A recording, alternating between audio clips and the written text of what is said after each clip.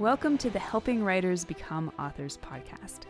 I'm KM Weiland, and I am here to take you deep with story theory, writing techniques, and the incredible wisdom of story. I believe story is the greatest power on this earth, and that as writers, we carry the torch of wielding that power with responsibility, passion, and skill.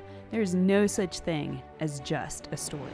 Today, it is my honor and my purpose to help you write your best story, astound the world, and maybe change your life.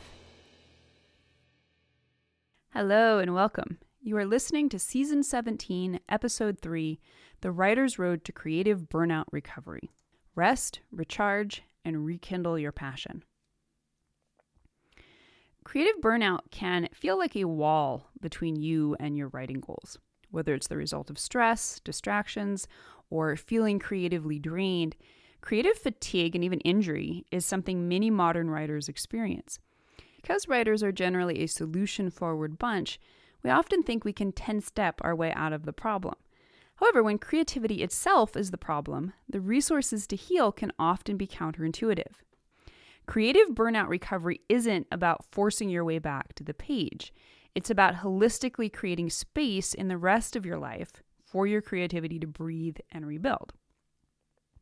Last fall, when I asked all of you what you'd like me to write about this year, quite a few of you brought up challenges you were having in accessing, restoring, or implementing your creativity. MC Fergal wrote, "So sorry I have not really had the time to read your blog these days. I have not even had the chance to write either, which for me is a tragedy. And to be perfectly honest, it is difficult for me to use my inner creativity muscle anymore. But that doesn't mean I can't. I would like you to write more about finding the joy of writing and ways to battle against writers' disinterest. I will not call it a block."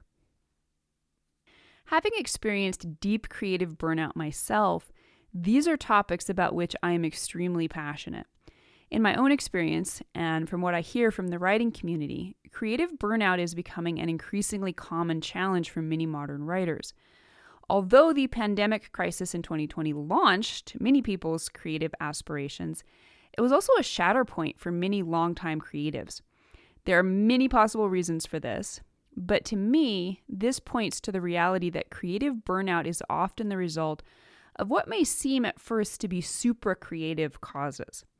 Although writer's block may often appear to be specifically related to the act of writing, as in some cases of what I call plot block, it is often a symptom of deeper obstacles blocking the flow and force of our deepest creative selves, which is to say, our very lives.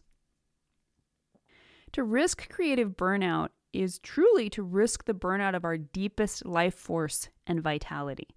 Likewise, to heal any injuries or exhaustion in our relationship to creativity, we must be willing to look beyond the page to examine those things that may be blocking not just our writing, but our lives. That said, today I want to respond to MC's question by looking at the practical steps I've learned over the years in my own creative burnout recovery and in daily building the kind of life that supports this vital energy. So what is creative burnout? Put simply, it's when you reach that point when there's nothing left in the tank. Although lack of creative desire is often the first symptom that something might be going awry, the resistance felt is different from the usual and quite normal pushback most writers feel when confronted with the empty page. In creative burnout, the will might still be present, but the passion is gone. The desire for desire might be present, but the old spark just isn't there. The motivation has run dry. Writing, even at its best, requires a difficult and even painful stretching of oneself, but there's always a purpose, a reason, a motivation to keep going. With creative burnout, there just isn't. MC wrote that it is difficult for me to use my inner creativity muscle anymore. And I like the metaphor of a muscle since it extends to include the idea of an injury. Creative burnout is really creative injury. Understanding this helps resolve the shame, confusion, and self-recrimination that often complicates this experience. Treating burnout as an injury allows us to turn doctor and explore the root causes of what can otherwise seem like a mysterious hex. Although every experience of creative burnout will be as deeply unique as creative expression itself, most instances can be traced or at least related to one simple factor: stress. The most important thing to understand about stress, and therefore about creative burnout, is that stress is a physiological experience. It happens to the body. And this can have wide-ranging effects, from muscle tension and inflammation to nervous system dysregulation to rewired brain patterns, for example, anxiety triggers and attention deficits. And all the host of further snowballing conditions and illnesses, such as high blood pressure. It's not something to be taken lightly. Although creative burnout by itself can seem comparatively minor, it is often an early caution against further lifestyle dangers. Recognizing this is one thing. Dealing with it in a modern technological world that seems to become more complex and stressful by the day is another challenge altogether. Few of us live simple or streamlined lives. Between relationships, jobs, finances, home and auto maintenance, and a host of other calls upon our attention, we are busier than ever. On top of that, our sleep is increasingly dysregulated, thanks in part to our near constant exposure to blue light.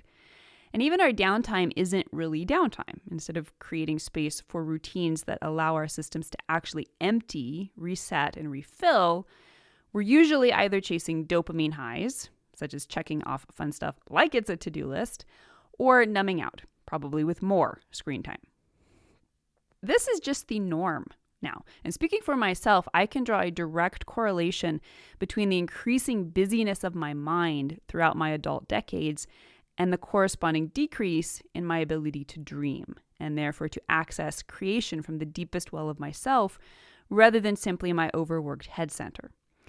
Breaking away from these unhealthy and ultimately creativity-destroying lifestyles requires the conscious awareness and effort to create days that are filled with high-quality habits, but not too full, if you know what I mean. The first step in creative burnout recovery is creating space in your life where you can invite creativity back in.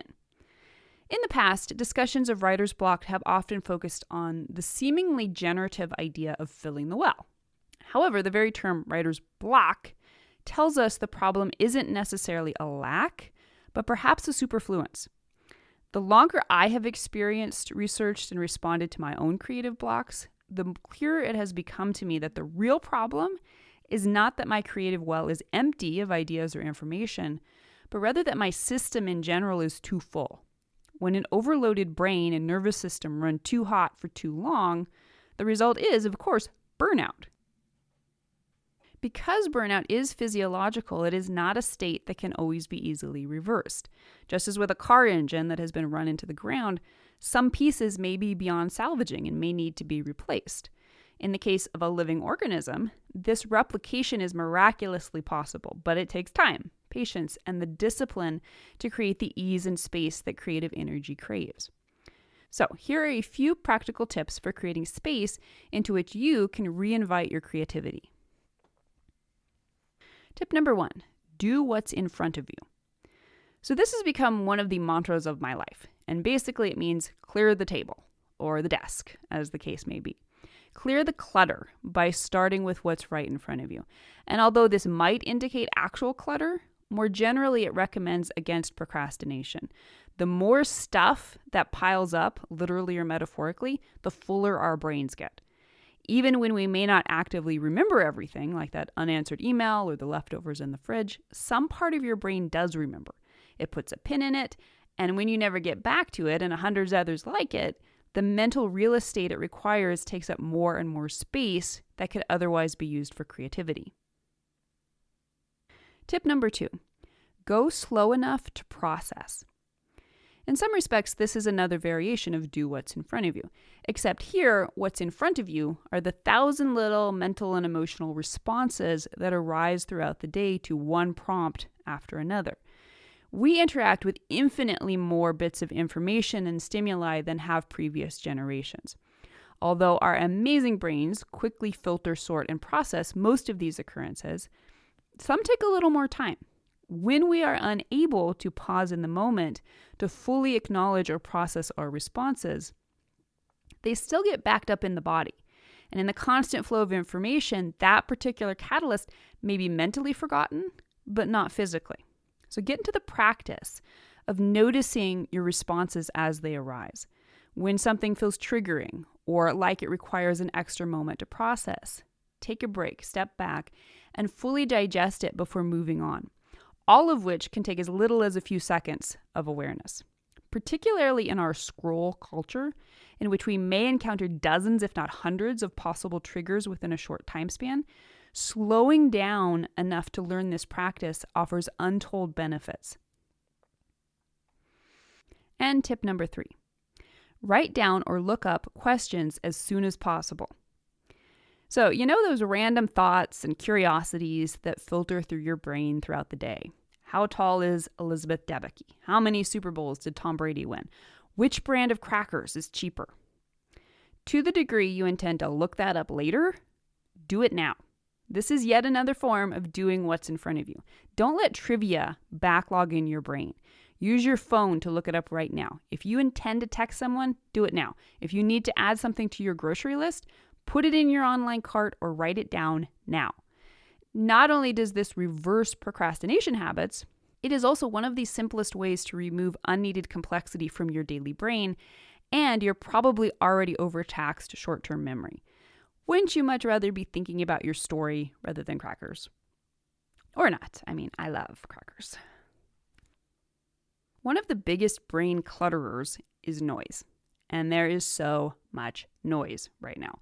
If you spend any significant amount of your life online, and who doesn't, then you hear the noise. Some of that noise is from your own life. Some of it is literal noise, and some of it is just the general clutter and chatter of the internet. Emails, ads, news, to-do lists, even entertainment. We all know how easy it is for our hours and our good intentions to run down the drain after getting sucked into what started out seeming like an inconsequential browse through suggested YouTube shorts. Here's the thing. The internet is not going to help you take control of your brain back. Our modern world is not going to help you. If you want your brain back, if you want your creativity back, you have to do it yourself. And I'll be honest, this is a Sisyphean battle. Short of pulling the plug on the internet and or having superpower level self-discipline, I envision this as one of Dwight Eisenhower's battle plans, where basically you have to keep throwing it out and creating new ones on the go.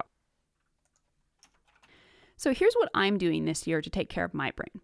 Step number 1, browse one tab at a time. The hyper multitasking of the internet has literally rewired our brains into shorter attention spans and memories. One of the only ways to combat this is to force yourself to go slower. And I know, it feels like pulling teeth to me too. In the past, my daily internet routine was to open every single tab I would need for the day, email, blog comments, socials, financial institutions, etc., up to about 30 tabs probably, and then go through them as fast as I could. If one page was loading, because I have slow internet, I'd skip back and forth between tabs. I think I could literally feel my brain dying. So this year, I made the commitment to only open one working tab at a time. And I am shocked by how much calmer my brain feels. I will never go back. Step number 2, use a Pomodoro timer to take breaks. A Pomodoro timer is a time management tool that breaks your work into focused intervals, typically 25 minutes long, followed by a short 5-minute break, helping boost productivity and prevent burnout. I started using this tool more faithfully this year. I will work sitting for 25 minutes, use an eye massager during the 5-minute break, then raise my desk to standing for 15 minutes before repeating. So not only does it help me reorient, give me time to process anything that's come up during the 25 minutes, and slow my roll on any time suckers, it also gives me a chance to address my body's needs. Step number 3, limit social media.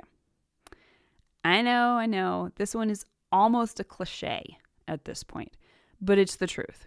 Social media can be fun and useful, and for those of us who use it for marketing, it can even be obligatory. But there is no question it is, at best, a necessary evil. Aside from always being a potential black hole for our time and attention, it is also designed to bombard us with a host of small stimuli that fill up our brain with empty calories and encourage low quality wiring in our memories and nervous systems. I gotta be honest, the less time spent on short form content, the better. If you love it or need it, set a timer. Then give yourself at least a few minutes afterward to let everything you saw and heard process through. Step number 4, commit to no buy months. Now, this one might not seem immediately obvious, but aside from bringing less actual stuff into your life and saving money, it can also free up more of your attention. One way or another, most of us spend a lot of time shopping, whether necessarily or recreationally. Especially if you shop predominantly online, creating structure around not just how much you can buy, but in this instance, particularly how much time you spend looking, can not only free up time and space, it can also help cut down on the unavoidable noisiness of everything that happens out here in internet land. And step number 5, set realistic schedules and goals for your life. We have to manage so much complexity in our modern lives, and the better we organize our lives, the more structures and resources we can utilize to help us quiet everything down to create an inviting space for our creativity. One important way of doing this is making sure the structures and tools we bring in to help are in fact realistic. Trying to cram in too much, guilty, won't help your creative burnout recovery, no matter how well organized it is. Get real about what's important and what you have time for.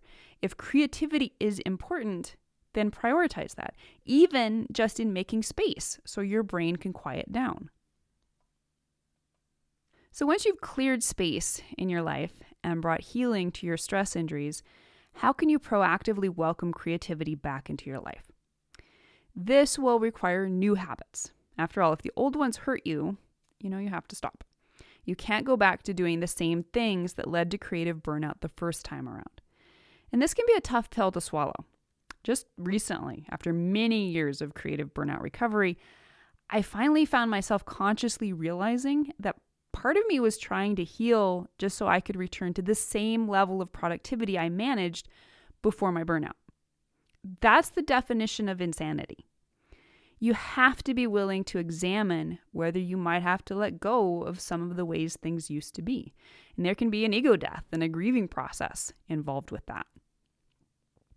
You can also ask yourself whether you might, in fact, be able to return to some good things as well.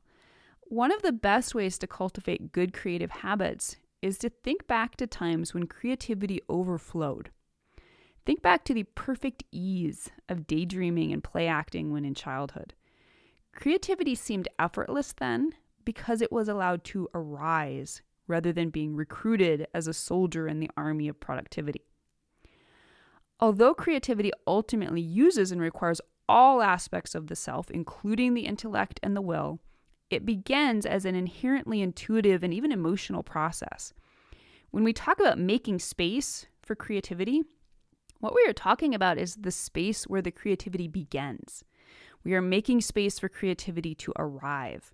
Although we may often think of the act of creation as something we do, it is a deeply receptive act. True creativity is not so much when we think of something as when that thought thinks us. And there's no forcing that. There's only waiting, listening, and cultivating a physiology that is habituated to experience the creative act as pleasurable rather than stressful. Even before taking the steps mentioned above, you must have a willingness and ability to go through what is often a literal detox from go mode. If creative burnout results from our brains rewiring in unpleasant ways, albeit to protect and or serve us, then creative burnout recovery is about rewiring our miraculously plastic brains and systems back into generativity. Go mode is highly addictive, which is, again, another physical experience. It's not just in our heads. It's not just a habit. After a while, it becomes part of our physical reality. Changing that reality requires changing certain fundamental things about the way we interact with all parts of our lives. Not every writer is committed enough to their writing to make those changes. And that's fine. There's nothing wrong with deciding to move on after burning out on one expression of creativity. But we cannot move on from creativity itself. It is our very life force. It is the best and truest part of our existence, no matter how it expresses. Although the modern world and its technologies offers a plethora of unthought of tools and environments that can help creativity thrive, there are also many aspects absolutely antithetical to the maintenance of a healthy creative life. Without awareness and discipline, more and more writers are likely to suffer creative burnout, not because there is anything inherently wrong with their creative muscle, but because the potentially endless distractions and stresses we face every day are, in fact, creative death by 1,000 cuts. Although creative burnout is a challenge many writers face, it is also an unprecedented opportunity to reconnect with the essence of creativity itself. By stepping away from the constant demands of modern life and creating space for rest, reflection, and renewal, we can rediscover the joy and vitality that fuels our writing. The process of recovery requires patience and the willingness to let go of old habits. But it also offers the chance to build a more sustainable and fulfilling creative practice for the future. Remember, creativity thrives in moments of stillness and openness. By nurturing those moments, we not only heal our creative selves, but also open the door to the rich, deep stories that resonate with our true selves. All right, thank you for listening to today's episode. If you're feeling stuck or looking for a fresh spark of inspiration in your writing, you can find more help in my book, Conquering Writer's Block and Summoning Inspiration, which is packed with practical tips to help you overcome creative roadblocks and reignite your storytelling passion. And for a truly unique and immersive experience, you might want to explore my archetypal character guided meditations, which are perfect for dream zoning and brainstorming powerful story ideas straight from your subconscious. You can find both in my shop at kmwylandstore.com or via the store button at helpingwritersbecomeauthors.com.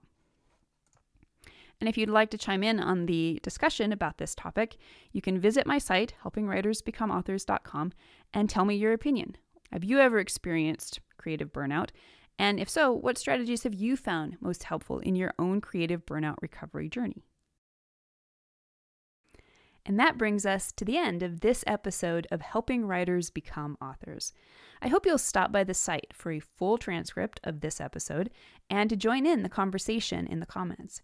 Tune in for next week's episode, where we'll continue to explore all things writing and storytelling. If you'd like to support the podcast, it always means a ton when you take a moment to leave a quick rating or review on Apple Podcast, Amazon Music, or Spotify. To stay updated on all the latest content I create for you, the best way is to join my mailing list at helpingwritersbecomeauthors.com/mailing list. You'll also immediately gain access to lots of free resources, including my books, Crafting Unforgettable Characters and 5 Secrets of Story Structure. For real-time connection with me, more writing advice, and behind-the-scenes glimpses, follow me on Instagram at authorkmwyland. A heartfelt thank you to each one of you for your support and enthusiasm, and especially those of you who support my work on patreon.com/kmwyland. You help make my site, this podcast, and so many other resources available to writers everywhere. So until next week, keep writing, keep dreaming, and most importantly, keep being true to your stories. Thank you for being part of Helping Writers Become Authors.